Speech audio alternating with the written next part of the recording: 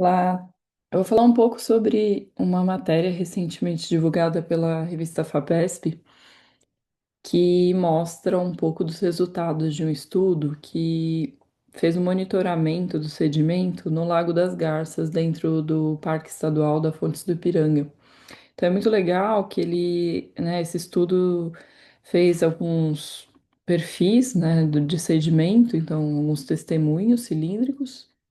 E com isso foi possível verificar a contaminação do sedimento com o passar do tempo, né? Só para a gente dar um passo atrás e contextualizar um pouco melhor, a gente sabe que os talvegs, os cursos d'água de bacias hidrográficas, eles acabam acumulando no seu leito uma série de sedimentos, né, que é resposta de todo o transporte de sedimento na bacia hidrográfica, e isso funciona meio que como um registro, né, do que é trazido com o escoamento. Então, isso tem, né, uma importância quando a gente pensa em estudo geológico, porque a gente consegue, né, identificar os processos geológicos que ocorreram na bacia com o passar do tempo, e aí isso vai, né, para uma escala de tempo geológica, mas a gente consegue também utilizar essas informações para um recorte de tempo mais curto, né, pensando na análise de contaminantes, por exemplo, que foi o que esse estudo se dedicou. Então, o estudo ele identificou uma série de contaminantes presentes na camada de sedimento, e isso, né, traz para a gente algo que a gente já sabe, né, que é a gente tem o processo de ocupação da bacia hidrográfica resultando na contaminação do solo, contaminação das águas, e isso vai se acumulando, né, em vários compartimentos do sistema. E aqui, né, eles analisaram um compartimento que são os sedimentos.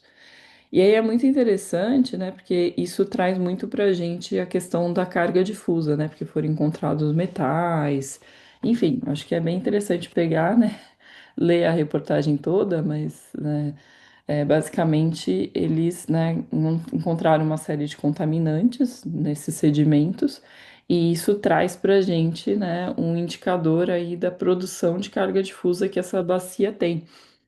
E é muito interessante porque esse lago está dentro de um parque.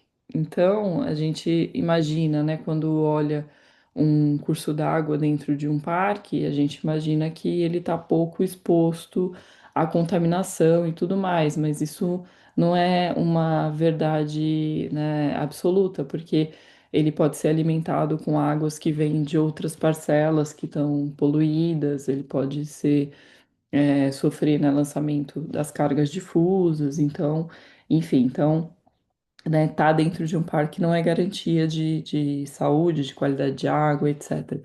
Então, isso acende o alerta, né, que a gente tem que ter uma preocupação com a carga difusa, que é algo que a gente acaba ignorando muito no contexto brasileiro, porque a gente ainda não tem a universalização da coleta e do tratamento de esgoto. Então, com isso, as cargas difusas ficam um pouco mascaradas, né, no meio disso tudo. Mas, né, quando a gente olha um resultado de um estudo como esse, fica muito claro a presença dessas cargas e a importância da gente fazer o controle delas, né? E aí, o controle de carga difusa é controle na drenagem, é controle do uso e ocupação do solo, é medidas de controle na fonte, né? A gente não resolve a questão das cargas difusas com simplesmente galerias e bocas de lobo, né? Que é o sistema, digamos assim, mais básico, né? Quando a gente pensa num sistema de manejo de águas pluviais urbanos, a gente sempre associa isso, né? Galeria, boca de lobo, mas não, né? Isso é apenas uma das possibilidades de sistemas.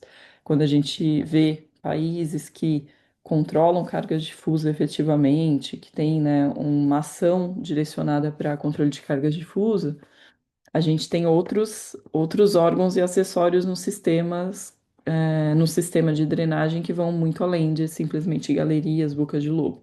A gente vai ter lá as técnicas de controle que envolve técnicas naturais, né, as infraestruturas verdes, né, como jardins de chuva, telhado verde, biovaleta, todo aquele leque de opções que envolve células de biorretenção, Mas a gente também tem dispositivos que a gente pode chamar assim grosseiramente de cinzas, né? Que são ou os dispositivos que não são necessariamente plantados, né? São dispositivos que vão fazer tratamento, vão fazer retenção usando outras técnicas. Então, existem alguns filtros, por exemplo, de areia, existem caixas de retenção, né? Caixas de sedimentação, enfim. Então, para a gente trabalhar, né, a questão das cargas difusas, a gente tem que dar um passo além e ir no sentido, de munir o sistema de drenagem, vou chamar de sistema de drenagem porque é o que a gente convenciona aí mais comumente, né, a nomenclatura, sistema de drenagem urbana, mas enfim, né, eu não gosto muito da questão da drenagem porque ele liga nesse conceito de só drenar as águas, então eu gosto muito mais de falar sistema de manejo de águas pluviais urbanas. Então, é isso, né? Quando a gente tem um sistema completo, esse sistema vai ter várias coisinhas ali imputadas nele para que tenha tratamento, que tenha drenagem, que tenha retenção, que tenha detenção de águas, infiltração, evaporação. Então, um sistema completo, né, de manejo de águas pluviais, ele vai ter outras funcionalidades aí. Então, é muito interessante, né, a gente ver um estudo como esse, porque ele é um indicativo, né, desses processos envolvendo drenagem, né? Então, por que que tem essas cargas poluentes lá no lago? Porque o lago é o destino final de uma série de lançamentos aí, né?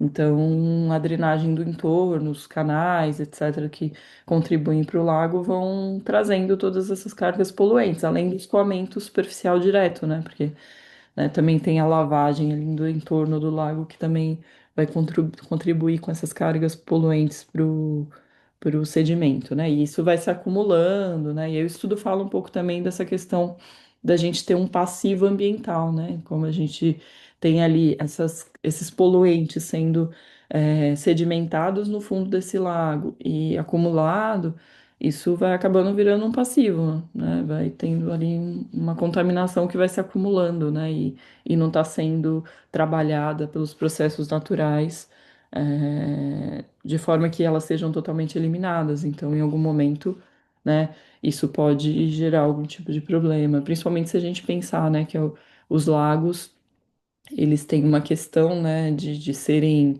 dragados e desassoreados. Então, nesse momento, né, quando a gente vai fazer esse trabalho no lago, essas cargas podem, né, se ser voltarem, né, para a coluna da água.